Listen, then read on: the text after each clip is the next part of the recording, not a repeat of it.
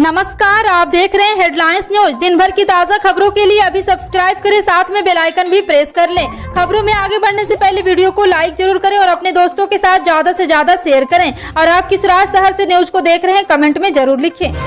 उत्तराखंड विधानसभा अध्यक्ष रितु खंडोरी ने press conference की। उन्होंने विधानसभा भर्ती में हुए कथित घोटाले पर मीडिया कर्मियों को संबोधित किया और कहा कि वो 2-3 दिनों से इस पर विचार कर रही थी। उन्होंने कहा कि विधानसभा में अनियमितताओं को सहन नहीं किया जाएगा। इसके साथ ही उन्होंने सचिव को 1 महीने की छुट्टी पर भेजे जाने का ऐलान किया। उन्होंने कहा कि इस मामले की 1 महीने के भीतर जाँच होगी और दोषियों के खिलाफ सख्त कार्रवाई की जाएगी। उल्लेखनीय है कि विपक्ष के हंगामे के बाद सीएम पुष्कर सिंह धामी ने रितु खंडोरी को चिट्ठी लिखी थी। उत्तर प्रदेश में योगी सरकार के गैर मान्यता प्राप्त मदरसों का सर्वे कराने के फैसले पर राजनीतिक माहौल गर्म हो गया है। राज्य की माध्यमिक शिक्षा राज्य मंत्री गुलाब देवी ने शुक्रवार को इस मुद्दे पर बयान दिया है। उन्होंने कहा है कि शिक्षा में भ्रष्टाचार नहीं होने दिया जाएगा। अगर मदरसों की जांच होगी तो स्कूलों की भी होगी। दरअसल मंत्री गुलाब देवी मेरठ के दौरे पर थी।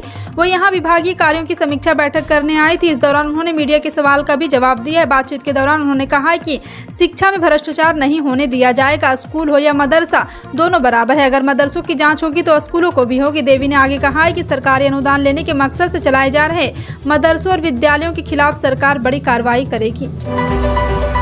प्रधानमंत्री नरेंद्र मोदी ने नौसेना में INS विक्रांत के शामिल होने का एक वीडियो अपने ट्विटर हैंडल पर शेयर किया है। साथ ही पीएम मोदी ने कहा कि वह शब्दों में गर्व की भावना व्यक्त नहीं कर सकते हैं। प्रधानमंत्री ने शुक्रवार को कोच्चि में कोचिन शिपयार्ड लिमिटेड में स्वदेशी रूप से डिजाइन और निर्मित पहला विमानवाहक पोत INS विक्रांत को चालू किया था। INS विक्रांत रक्षा क्षेत्र में आत्मनिर्भरता की दिशा से केंद्र सरकार का एक महत्वपूर्ण कदम है। INS विक्रांत की कमीशन का वीडियो अपने आधिकारिक ट्विटर अकाउंट से शेयर करते हुए प्रधानमंत्री मोदी ने लिखा है कि भारत के लिए एक ऐतिहासिक दिन, यानी कि INS विक्रांत पे जो कि गर्व की अनुभूति कर रहा था, उसे शब्दों में बयान नहीं किया जा सकता है। उपायुक्त शांतनु शर्मा ने कहा कि केंद्र व प्रदेश सरकार किसानों की आय बढ़ाने के लिए कृत संकल्प है, जिसके लिए सरकार की ओर से कृषि एवं किसान कल्याण के लिए अनेक योजनाएं क्रियान्वित की जा रही है। प्रदेश सरकार किसानों को खजूर की खेती के प्रति प्रोत्साहित करने के लिए 1,40,000 रुपये प्रति एकड़ की दर से अनुदान दे रही है, जिसका किसानों का लाभ उठाना चाहिए। उपायुक्त शांतनु शर्मा ने कहा है कि रेतीली जमीन से खजूर के पौधे बहुत जल्दी फल देते हैं। किसान खजूर के अलावा किन्नू, माल्टा, नींबू, बेर, अमरूद, अनार व खजूर इत्यादि लगाकर अपनी आर्थिक स्थिति मजबूत कर सकते हैं। इस योजना के तहत एक किसान अधिकतम 10 एकड़ तक अनुदान का लाभ ले सकता है। खजूर की बाजार में अच्छी डिमांड है। योजना का लाभ लेने के लिए फलचापरून और पंजीकरण होना जरूरी है। शिक्षा मंत्रालय भारत सरकार के द्वारा घोषित नई शिक्षा नीति 2020 के क्रियान्वयन की जिम्मेदारी विश्वविद्यालय अनुदान के आयोग व शिक्षा मंत्रालय के द्वारा इंदिरा गांधी राष्ट्रीय युक्त विश्वविद्यालय को दी गई है। इसके तहत संपूर्ण भारत के विश्वविद्यालय में कार्यरत लगभग 15 लाख शिक्षकों को नई शिक्षा नीति के विभिन्न पहलुओं पर उन्मुख होने की आवश्यकता है, जिसे देखते हुए इग्नू में 6 दिवसीय निःशुल्क राष्ट्रीय व्यावसायिक विकास कार्यक्रम विकसित करने का निर्णय लिया है। उक्त जानकारी देते हुए इग्नू के क्षेत्रीय केंद्र करनाल के निदेशक डॉक्टर धर्मपाल ने बताया कि यह कार्यक्रम UGC के अल्पकालिक फैकल्टी डेवलपमेंट प्रोग्राम के समक्ष होगा।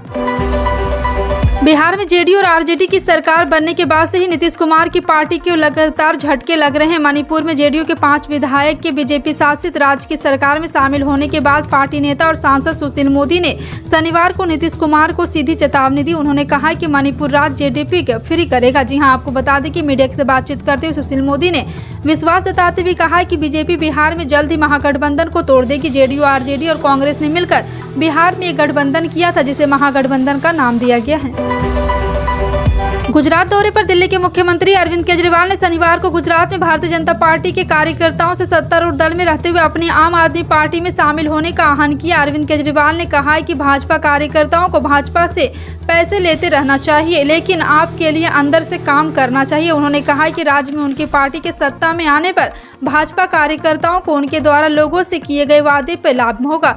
अरविंद केजरीवाल ने कहा कि भाजपा के पन्ना, मुख, गांवों, भूतों और तालुकाओं के कार्यकर्ता बड़ी संख्या में हमारे साथ जुड़े हुए हैं। जलवायु परिवर्तन आज मॉडर्न युग की एक कड़वी सच्चाई बन चुका है। जलवायु परिवर्तन को रोकने के लिए हमें बहुत से महत्वपूर्ण कदम उठाने की जरूरत है, जिसमें सबसे पहला कदम हमारी तरफ से वेस्ट मैनेजमेंट हो सकता है। इस कड़ी में गोरखपुर नगर निगम ने एक अनूठा प्रयास करने के जा रहा है, जिसमें शहर के गीले कचरे को प्रोसेस कर सीएनजी में तब्दील करने के बारे में सोचा जा रहा है, जिससे शहर को कचरे के कुछ हिस्से से निजात मिल जाएगा और साथ ही साथ ईंधन की समस्या से निपटने में भी मदद मिलेगी। आपको बता दें कि गोरखपुर महानगर निकलने वाले गीले कचरे से बायो कंप्रेस्ड नेचुरल गैस यानी कि सीएनजी प्लांट का भविष्य तय होगा।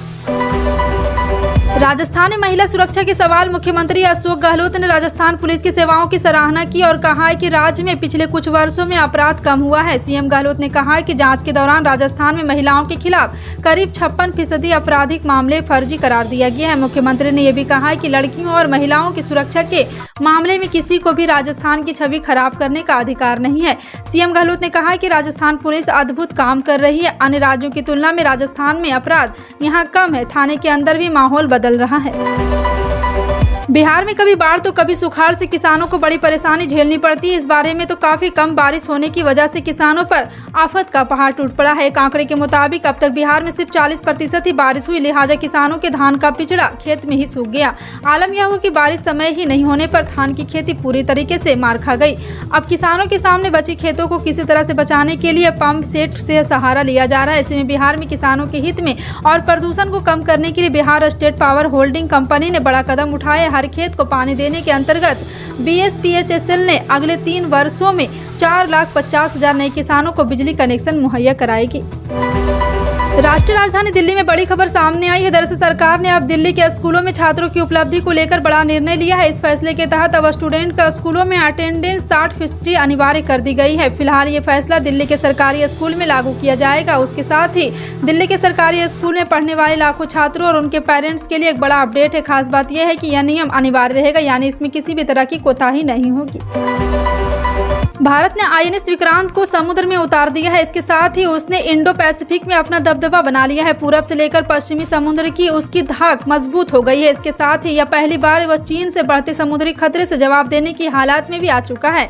साथ ही उसने इंडो पैसिफिक में नेविगेशन की आज़ादी भी हासिल कर ली। असल में यह भारत के पहले CDS जनरल विपिन रावत के सपने को पूरा करने की तरफ बढ़ाया गया कदम भी है।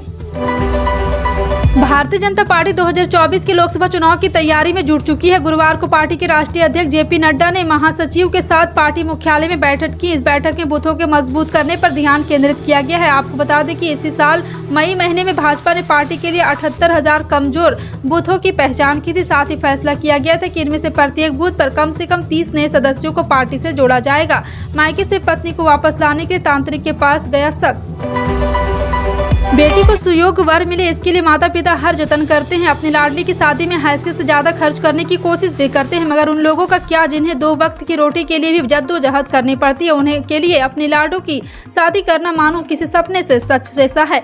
यानी यकीनन ये सपना सच हो रहा है। प्रदेश के मुख्यमंत्री योगी आदित्यनाथ संकल्प के कारण गरीब बेटियों की शादी के लिए मुख्यमंत्री सामूहिक विवाह योजना के तहत बीते 5 साल में तकरीबन 2 लाख गरीब बेटियों की शादी कराई जा चुकी है। इसके साथ ही योगी सरकार बेटियों को उनका घर बसाने के लिए गृहस्थी की जरूरी सामान भी उपलब्ध करा रही है।